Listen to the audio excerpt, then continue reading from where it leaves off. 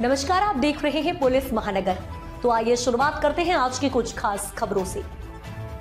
शिवसेना कार्यालय के बाहर समर्थकों ने महाराष्ट्र के विरोधी पक्षी नेता विजय वडेट्टीवार को मारे चप्पल और फाड़े पोस्टर। मुंबई चुनाव में 26/11 हमले का जिक्र, शिव सैनिक हुए नाराज, बोले शहादत पर नहीं बर्दाश्त करेंगे राजनीति। महाराष्ट्र में जहां एक तरफ राजनीतिक सियासत अपने चरम पर है, वहीं बयानबाजी में कोई कमी नहीं हो रही है। महाराष्ट्र कांग्रेस विरोधी पक्ष नेता विजय वडेट्टीवार के बयान के बाद महाराष्ट्र में राजनीतिक सियासत काफी तेज हो गई है। शिवसेना शिंदे गुट पूरी तरह से मैदान में उतर गया है। जगह जगह घोषणाबाजी और बैनर पोस्टर पर चप्पल मार रही है। दरअसल कांग्रेस नेता ने 26/11 हमले को लेकर जो बयान दिए थे, मानो कि महाराष्ट्र की खोलती राजनीति में घी डाल दिए। अब कांग्रेस इस बयान को लेकर कांग्रेस न हजम कर पा रही और न उसे उगल पा रही है। क्या था विजय वडेट्टीवार का बयान? महाराष्ट्र विधानसभा में नेता प्रतिपक्ष वडेट्टीवार ने कहा कि मुंबई के आतंकी हमले में मारे गए एटीएस प्रमुख हेमंत करकरे पाकिस्तानी आतंकी अजमल कसाब की गोली से नहीं बलिदान हुए थे। कांग्रेस नेता ने दावा किया कि वो आरएसएस से संबंध रखने वाले एक पुलिस अधिकारी की गोली से मारे गए थे। कांग्रेस नेता के इसी बयान के बाद भाजपा सहित सहयोगी पार्टियों ने मानव का एक मुद्दा बना दिया और कांटे पर नमक रखने जैसे बयानों का तीखा विरोध करना शुरू कर दिया।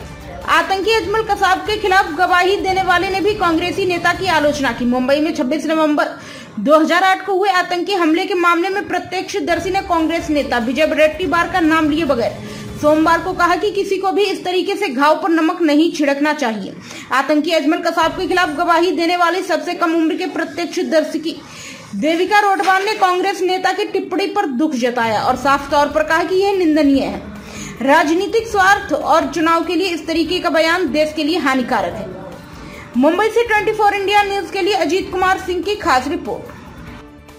जो बयान आया है 26/11 हमले में शहीद हुए जवानों को लेकर के, क्या प्रतिक्रिया है आपकी? सरासर गलत है। अभी हम जब इलेक्शन के लिए खड़े हुए हैं, उसके बाद उनको ये बात याद आई 2026 का जो हमला हुआ था वो कौन से साल में हुआ था और वो कब बात कर रहे हैं। उसके बाद 10 साल तो खटला चला, उज्ज्वल निकम जी फिर से इलेक्शन में खड़े हो गए। उनके बाद उन्हें ये सब याद आ रहा है। उनको इतना ही काम करने की हौस सर या फिर बोलते हैं भारत देश में, तो कितने सालों से कर्नाटक का काम रुका हुआ है, क्यों नहीं कर रहे वडेट्टीवार? हमारे इलेक्शन के बाद हमें क्यों बीच में डिस्टर्ब भी कर रहा है ना एक तरफ से मोदी जी को उनके काम में। उनके पास तो कुछ है नहीं बताने के लिए। जो लोकतंत्र के लिए अभी लोकसभा के चुनाव आ रहे हैं, तो लोकतंत्र में क्या क्या होना चाहिए, कौन से काम होने चाहिए, वो तो उनके पास कुछ एजेंडा है नहीं। खाली कुछ भी छोटी बातों लेके वो सामने आ जाते हैं और हम लोग को डिस्टर्ब करते हैं। ये सरासर गलत है। क्या मैसेज होगा, क्या संदेश देना चाहते हैं आप? किस तरीके का विरोध? इतना ही करना है। विरोध तो किसी का करना नहीं है। हम एक तरफ से आ रहे हैं, चुनाव लड़ रहे हैं और हमें जो करना है वो मोदी जी के माध्यम से हम करेंगे ही।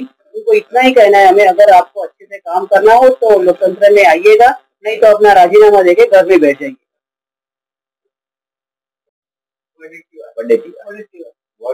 विजय वडेट्टीवार, हाँ विजय वडेट्टीवार ने तो क्या कहना चाहेंगे? 2 दिन पहले 26/11 में जो हमले हुए थे उसको लेकर के विरोधी पक्ष नेता का एक बयान आया हुआ है, उस पर आप क्या प्रतिक्रिया देंगे? बयान बेतुका है। उनका जो बयान है, उन्होंने जो बयान दिया है कि हेमंत करकरे जी को किसी पुलिस अधिकारी की गोली से ही उनका पुलिस अधिकारी की गोली से ही वो मरे हैं, ऐसा उनका बोलना था। क्या उस टाइम वो वहाँ खड़े थे? क्या वो ऐसा कैसा बोल रहे हैं? क्या उस टाइम अकेले वो हेमंत करकरे जी के ऊपर गोली चली थी? उस टाइम वहाँ कामते जी भी थे, विजय साळस्कर जी भी थे, वहाँ कई अधिकारी थे साथ में। एक उस गाड़ी में जहाँ पर इनका सिटी हॉस्पिटल के यहाँ जहाँ इनके ऊपर हमला हुआ, आतंकवादी हमला, उस वक्त वहाँ पर एक कांस्टेबल भी था जो जीवित है आज भी, जिसने बयान दी है कि भाई किस तरीके से हमला हुआ और अचानक में हमला हुआ और किस तरीके से लोग मारे गए, मतलब ये बड़े अधिकारी मारे गए। तो ये बात में कोई दम ही नहीं है। ये बात कैसे वो बोल रहे हैं, क्या तथ्य है उनके पास में समझ में नहीं आ रहा है। बेतुका बयान है। मुझे लगता है ये बयान देकर चुनाव में फायदा लेने की कोशिश कर रहे हैं एक समाज का। उनको ये नहीं पता है कि अगर ऐसा ही आपको करना है तो जाकर दिल्ली में आप चुनाव लड़िए। राहुल गांधी जी को बोलिए दिल्ली में चुनाव लड़िए, तुम्हारी वहां पर ज्यादा लोकप्रियता हो रही है, वहां पर आप आराम से जीत कर आ जाओगे। किस तरीके का विरोध दर्ज कर रहे हैं, क्या कुछ मांग कर रहे हैं आप इस बयान को? हम निषेध व्यक्त कर रहे हैं कि आप ये जो भी भाषण कर रहे हैं बिन बेताल का, इसका कोई तथ्य नहीं है, कोई एविडेंस नहीं है।